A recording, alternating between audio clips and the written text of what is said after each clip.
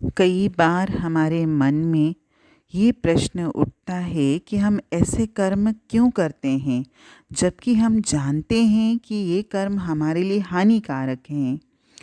तो इसका कारण ये है कि हम संसार में शक्लों को यानी लोगों को और पदार्थों को देखते हैं तो हमारा मन उन्हें अपना बना लेने की इच्छा पैदा करता है और हम उन्हें अपना बनाना चाहते हैं और तब हम उन्हें हासिल करने के लिए कर्म करते हैं।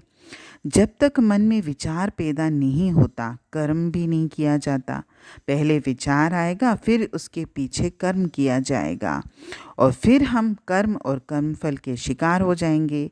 कभी कभी हम इन विचारों को दूर करने में कामयाब हो जाते हैं, परंतु कई बार ये विचार इतने बेकाबू हो जाते हैं और इतने हावी हो जाते हैं कि हम उनके आगे बेबस हो जाते हैं और उन्हीं के अनुसार कर्म करने की कोशिश करते हैं और इस तरह हम उनके फल भोगने की मजबूरी का भी शिकार हो जाते हैं।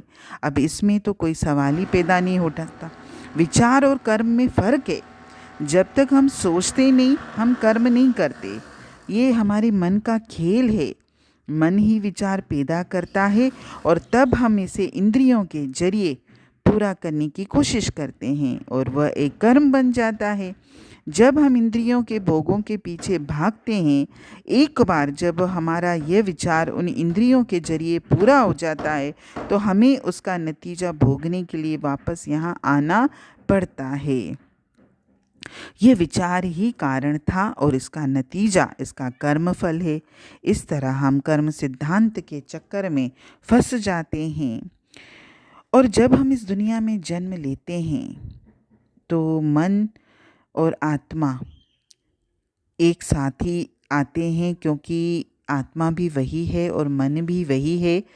आत्मा जिन कर्मों का बोझ उठा रही है वे मन द्वारा पैदा किए गए विचारों के प्रभाव ही तो हैं। सारे कर्मों के लिए मन ही जिम्मेदार होता है और आत्मा मन के वश में है। मन भी वही है और आत्मा भी वही है। उनकी आपस में गांठ बंधी हुई है। बस हमें इस पूरे सिलसिले को सत्संग से, वाणी से, परमात्मा से प्रेम करने से, उसकी भक्ति करने से, सिमरन में बैठने से, ध्यान में बैठने से इस सिलसिले को पलटना है। अभी हमारी आत्मा मन के वश में है और मन जो है इंद्रियों के वश में है, इसलिए हम इस देह में हैं और इस शरीर रूपी घर के कैदी हैं। और सत्संग सिमरन से, वाणी से, परमात्मा के प्रेम भक्ति से इस सारे सिलसिले को पलटना है। मन को आत्मा के अधीन करना है और इंद्रियों को मन के अधीन करना है।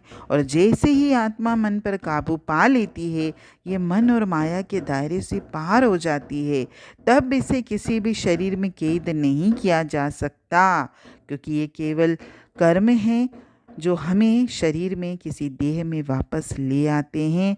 और जब आत्मा कर्मों के दायरे से ही बाहर निकल जाएगी तो आत्मा को वापस कौन ला सकता है। हरिओम।